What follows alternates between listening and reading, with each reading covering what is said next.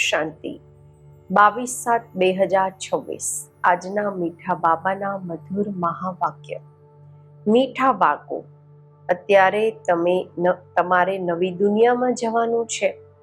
આ દુઃખના દિવસ પૂરા થઈ રહ્યા છે, એટલે જૂની વીતેલી વાતોને ભૂલી જાઓ.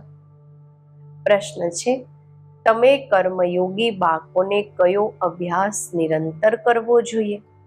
ઉત્તર છે, હમણાં શરીર નિર્વાહ અર્થ દેહમાં આવ્યા અને હમણાં દેહી અભિમાની. દેહની સ્મૃતિ વગર કર્મ તો થઈ નથી શકતું. એટલે અભ્યાસ કરવાનો છે કે કર્મ કર્યું, દેહ અભિમાની બન્યા, પછી દેહી અભિમાની બની જાઓ. એવો અભ્યાસ તમારા બાળકોના સિવાય દુનિયામાં કોઈ કરી નથી શકતું. ગીત છે, જાગ સજનિયા જાગ, નવયુગ ફિરસે આયા આજ. ઓમ શાંતિ. રૂહાની બાપ કહે છે, મીઠા રૂહોને અથવા બાળકોને, આ ગીત સાંભળ્યું? આને કહેવામાં આવે છે ગીતાનું જ્ઞાન. આ ગીત તો ખૂબ સારું છે. તમે આત્માઓ હવે જાગી ગઈ છો. ડ્રામાના રાજને પણ અત્યારે તમે જાણી ગયા છો. ભક્તિ માર્ગનું તો કૌતુક જોઈ લીધું, આશ્ચર્ય જોઈ લીધું છે ને. જે કંઈ વીત્યું તે તમારી બુદ્ધિમાં છે. તમે પોતાના વીતેલા 84 જન્મોના ઇતિહાસને જાણો છો. બાપે 84 જન્મોની કહાની સંભળાવી છે. આ છે નવી દુનિયાના માટે નવી વાતો. બાપ દ્વારા તમે નવી વાતો સાંભળો છો. બાપ બાળકોને ધીરજ આપે છે. બાળકો, હવે નવી દુનિયામાં ચાલવું છે તો જૂની વાતોને ભૂલી જાઓ. આ વેદ શાસ્ત્ર જે પણ ભક્તિ માર્ગની સામગ્રી છે, આ બધી ખતમ થવાની છે, સમાપ્ત થવાની છે. ત્યાં ભક્તિ માર્ગની નિશાની પણ નહીં રહેશે, ચિહ્ન પણ નહીં રહેશે. ત્યાં તો ભક્તિનું ફળ મળી જાય છે. ભક્તોને બાપ આવીને ફળ આપે છે. બાળકોએ જાણ્યું કે બાપ કેવી રીતે આવીને ભક્તિનું ફળ આપે છે. જેમણે સૌથી વધારે ભક્તિ કરી છે એમને જરૂર વધારે ફળ મળશે. જ્ઞાનનો પુરુષાર્થ પણ તે વધારે કરશે. તમે જાણો છો, અમે આત્માઓએ વધારે ભક્તિ કરી છે. જરૂર જ્ઞાનમાં પણ તે તેજ જશે, તીખા જશે. ત્યારે આ લક્ષ્મી નારાયણ જેવું ઊંચું પદ પામશે. હવે જ્ઞાન અને યોગના માટે તમારો પુરુષાર્થ છે. દેહી અભિમાની થઈને રહેવાનું છે. પછી દેહધારી પણ થવાનું છે. કર્મ કરવા છતાં બાપને યાદ કરવાના છે. દેહ વગર તો અમે કર્મ કરી ન શકીએ. આ તો ઠીક છે, બાબાને યાદ કરવાના છે. પરંતુ પોતાને આત્મા સમજે, દેહને ભૂલાવી દેવાથી કામ નહીં થશે. કર્મ તો કરવાનું જ છે. બાપની યાદમાં ખૂબ મજા છે. ઉઠતા, બેસતા, ચાલતા, ફરતા બાપને યાદ કરો.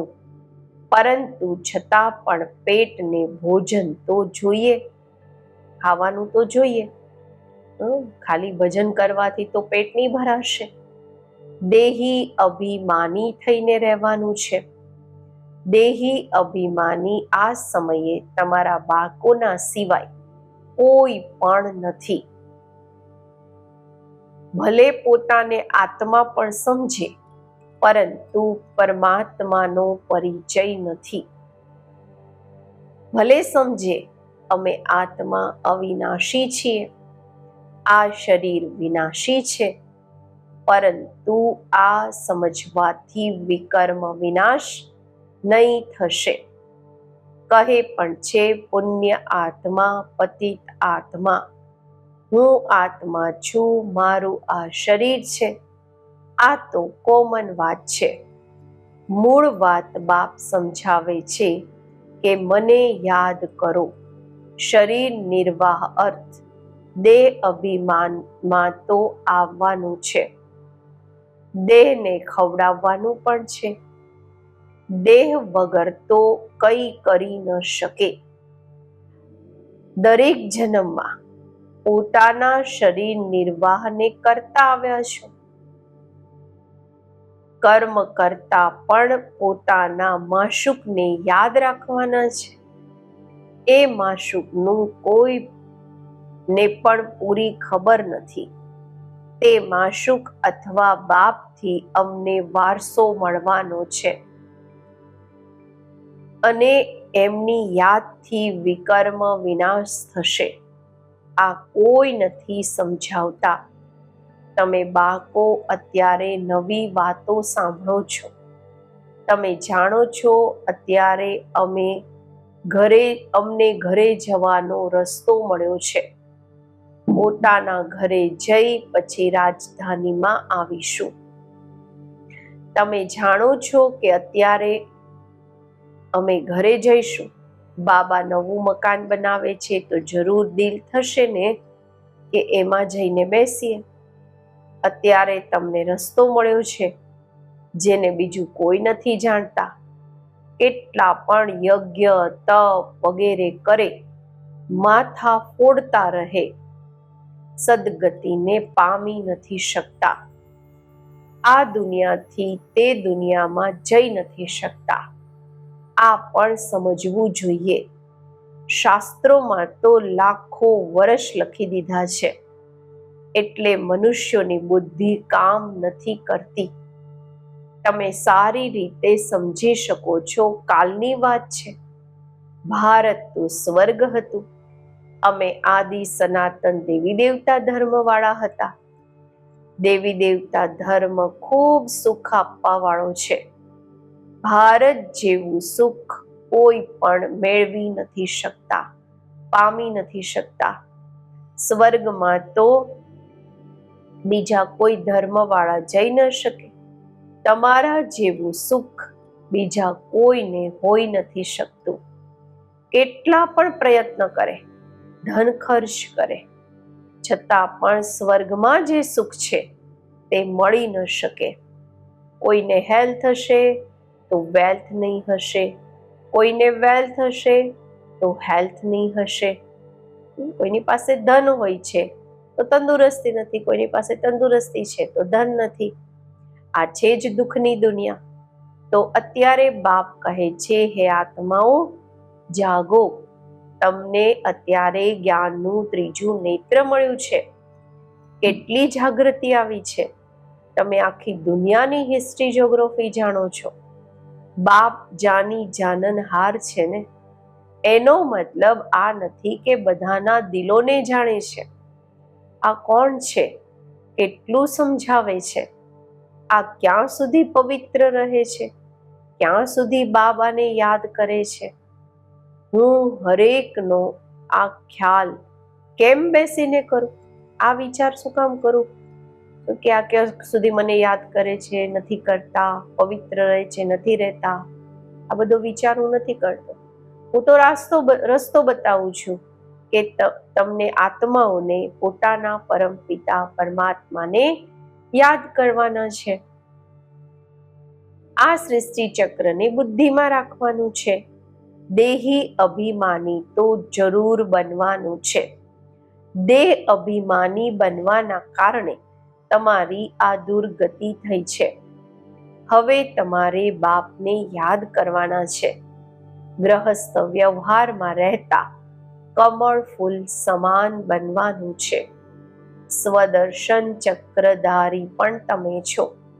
દેવતાઓને તો શંખ વગેરે નથી. આ જ્ઞાન શંખ વગેરે તમને બ્રાહ્મણોને છે. શીખ લોકો શંખ વગાડે છે, ખૂબ મોટો અવાજ કરે છે.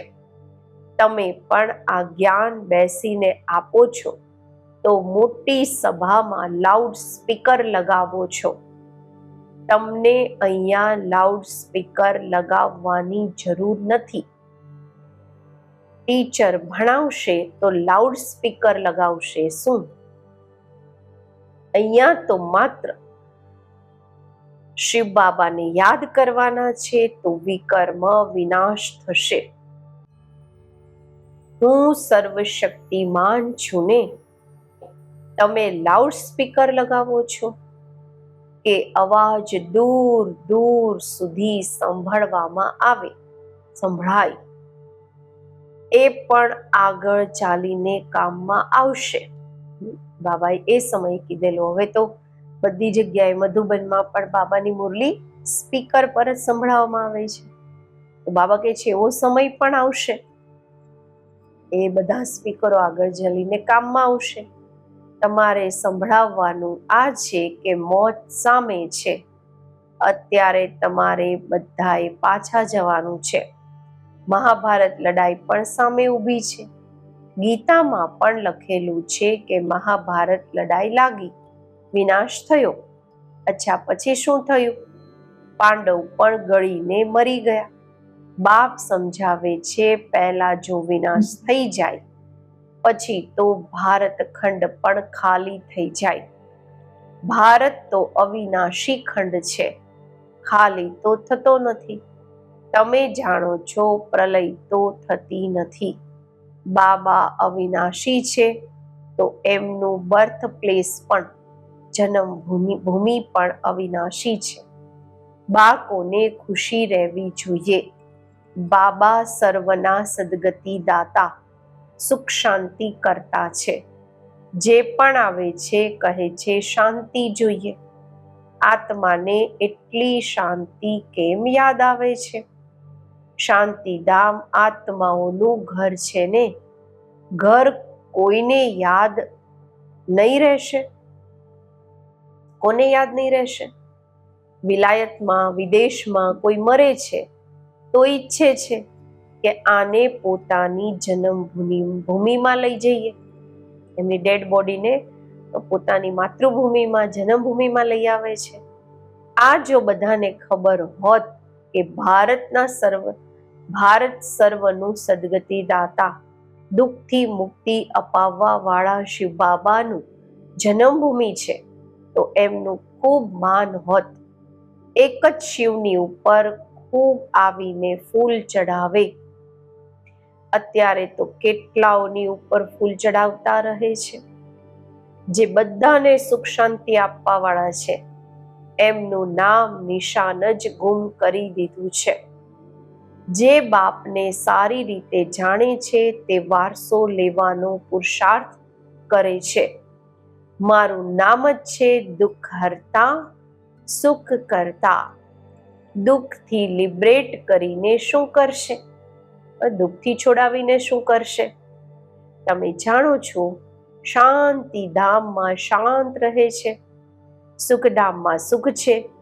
શાંતિધામની જગ્યા અલગ, સુખધામની જગ્યા અલગ.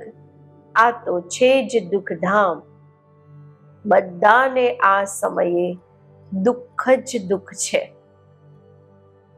અત્યારે તમે જાણો છો કે અમે એવા સુખમાં જઈએ છીએ જ્યાં 21 જન્મ કોઈ પ્રકારનું દુઃખ નહીં રહેશે. નામ જ છે સુખધામ. કેટલું મીઠું નામ છે. બાપ કહે છે તમને કોઈ તકલીફ નથી આપતા. માત્ર બાપને અને વારસાને યાદ કરવાના છે.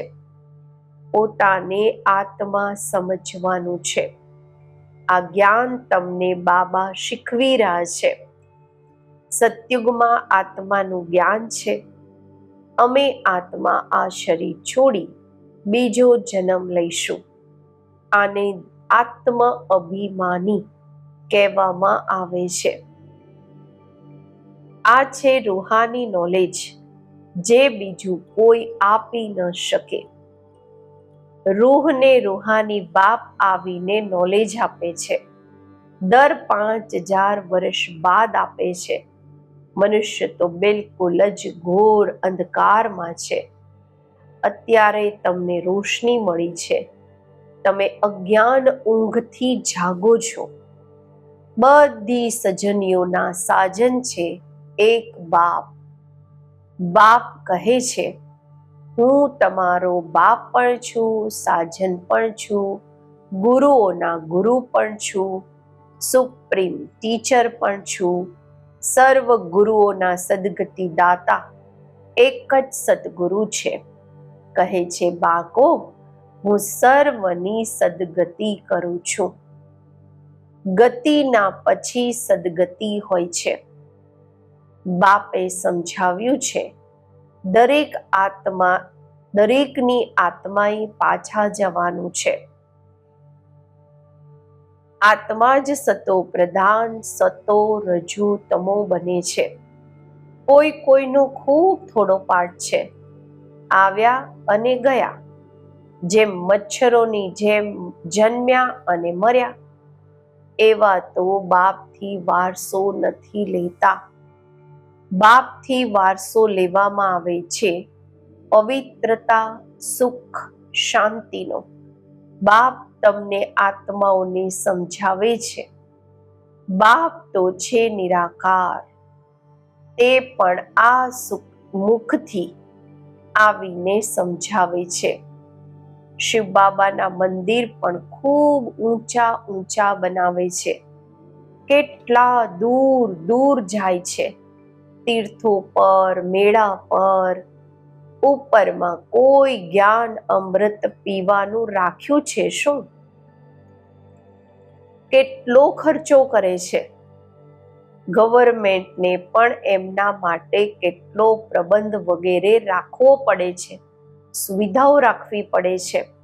તકલીફ થાય છે. અહીંયા તીર્થો પર નાના બાળકોને કેવી રીતે લઈ જઈએ? બાળકો વગેરેને કોઈને સંભાળવા માટે આપીને જાય છે. સાથે નથી લઈ જતા. 2-3 મહિના યાત્રા કરે છે. અહીંયા તમે આવો છો, તમને બેસીને સાંભળવાનું છે, ભણવાનું છે. નાના બાળકો તો નહીં સાંભળશે. અહીંયા તમે આવ્યા જ છો જ્ઞાન અને યોગ શીખવા. બાપ બેસીને જ્ઞાન સંભળાવે છે તો કોઈ અવાજ વગેરે નહીં થવો જોઈએ. નહીં તો અટેન્શન જાય છે, ધ્યાન જાય છે. શાંતિથી બેસીને ધ્યાન આપીને સાંભળવાનું છે. યોગ તો ખૂબ સહજ છે. કંઈ પણ કામ કરતા રહો. બુદ્ધિનો યોગ ત્યાં લાગેલો રહે. બાબાની યાદ રહેવાથી કમાઈ ખૂબ જબરદસ્ત થાય છે. તમે જાણો છો, અમે એવર હેલ્ધી બનીશું. પોતાની સાથે વાતો કરવાની હોય છે. બાબાની યાદમાં રહીને ભોજન પણ પોતાના હાથોથી બનાવવાનું છે. હાથોથી કામ પણ કરો અને બાકી યાદ કરો પોતાના બાપને. તમારું પણ કલ્યાણ થશે અને યાદમાં રહેવાથી વસ્તુ પણ સારી બનશે. તમને વિશ્વની બાદશાહી મળે છે. તમે અહીંયા આવો છો લક્ષ્મી નારાયણ બનવા. બધા કહે છે અમે સૂર્યવંશી બનીશું.